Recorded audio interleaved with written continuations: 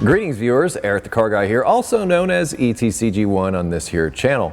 If it's your birthday, happy birthday. Watch this video on your birthday, or any other ETCG1 for that matter. For today's topic, I want to revisit a previous topic, and that is recalls. And why am I doing this? Well, because very recently, within the past few days, it's July 28th when I'm shooting this, 2015, Chrysler was fined the largest fine in automotive history for not acting properly when it came to recalls. More specifically, they were fined, what was it, $105 million, I believe it was, which is a lot. Yeah, $105 million.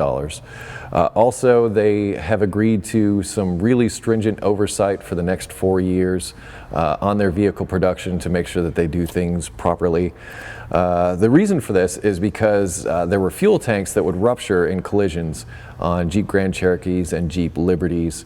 Also, they're having some issues with the steering on some Dodge Ram trucks that were also a problem, and there's also a buyback included with this. So this is like really flipping huge. This is like definitely a gut punch to Chrysler Fiat, without a doubt. And the sad thing is, since there's Fiat in that name, is that Fiat wasn't even part of Chrysler until 2014, and these vehicles that are affected were the I think like late 90s, early 2000s that were the problem vehicles. So they didn't even have anything to do with the production of these vehicles. Now, granted, I'm sure some of you will bring up the very valid point of they sure didn't mind cashing those quarterly payment checks for everything Chrysler was making at the time, but yes, they're also saddled with the responsibility of this recall.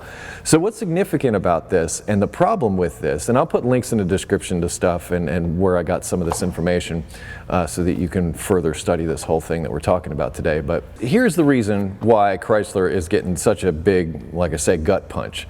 And that is because they acted very slowly in response to these issues. So in other words, these issues with fuel tanks and steering and all that were known issues, but they really dragged their feet on doing something about it. From a business standpoint, I can sort of see where their mentality was coming from, but let's face it, 270 people died as a result of these defects, including a 4-year-old. So this is a tragic thing, and I'm not trying to make light of it. I'm just trying to get into that corporate mentality that brings about these situations. And that is similar to what I mentioned in the other video about Fight Club. And he was an insurance adjuster or somebody that worked for the car company, and they were showing a car that was all burned up, very similar to this situation. And the formula that he said, or the formula that he stated, he was talking to somebody in an airplane, was if the cost of the recall outweighs the cost of litigation to cover anything that might come about as a result of that defect, then they're not going to do the recall. And that's just sort of stuck with me ever since. And it just, in this situation in particular, that seems like it rings true. They're thinking to themselves, well, these cars are older, they're going out of service, maybe we'll just let this slide because it's super expensive. And once again, Fiat wasn't even involved in the production of these vehicles to begin with. So I can see how they'd be reluctant, but it has come back to haunt them. In fact, I think I heard somewhere that $105 million is their entire first quarter earnings. And this sucks because, like Chrysler lately, especially with their Hellcats, they've been killing it. They can't, they stopped production on those, I think. They couldn't sell them fast enough or something like that, outrageous dealer markups, all that kind of thing. So they are putting out better products than they have in a long time, but they're saddled with this legacy of these other products that maybe weren't so good. And my recent experience with late 90s Chryslers hasn't been so good, as many of you who watch my Eric the Car Guy show are well aware. So this comes back to, in a sense, engineering and manufacture. And when I spoke in another video about car makers looking to make their software and everything proprietary. In fact, very recently, and a Jeep was used as an example, people were able to hack into the systems of a vehicle and basically take it over, which is something that's very disconcerting and something that a lot of you brought up with autonomous vehicles and things like that may come about in the future. If you were able to hack into those vehicles, you could make them do virtually whatever you wanted. Not cool.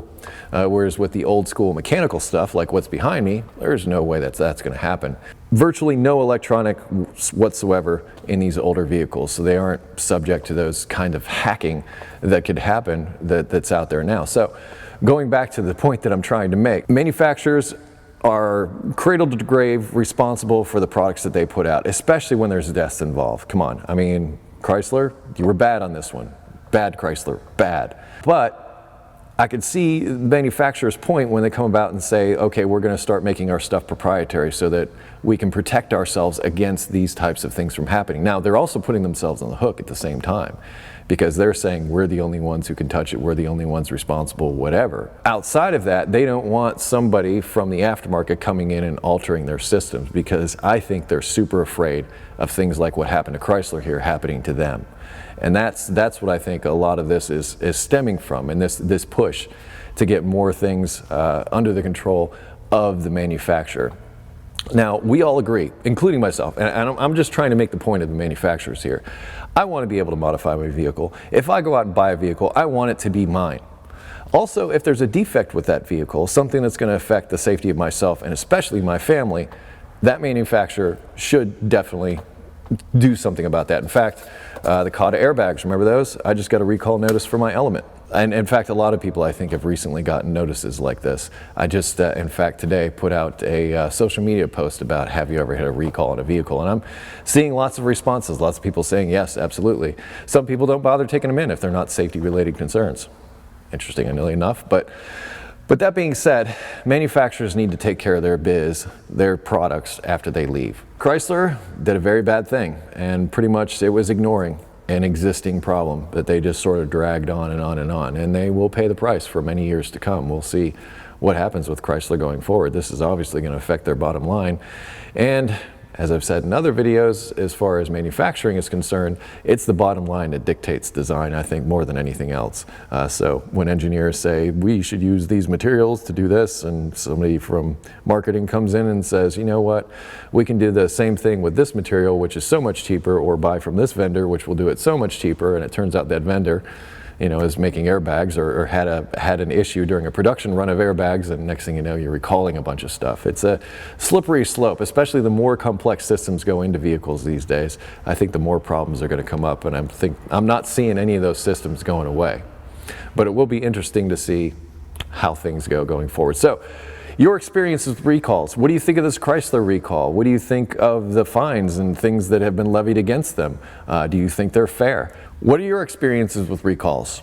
Love to hear more about it. There will be a discussion about this video and a link to that in the description below. Also, feel free to comment away down in the comments, wherever you like, pretty much. I would ask, however, if you have automotive questions, that you head over to ericthecarguy.com. There's a welcome video there to tell you about stuff that can help you with those automotive questions. If you wish to connect with me socially, I can be found on Google+, Facebook, and Twitter. Also, Instagram. Can't forget about that one. And I close each of my videos with be safe, have fun, stay dirty. And keep an eye on your mailbox for those recalls. I'll see you next time.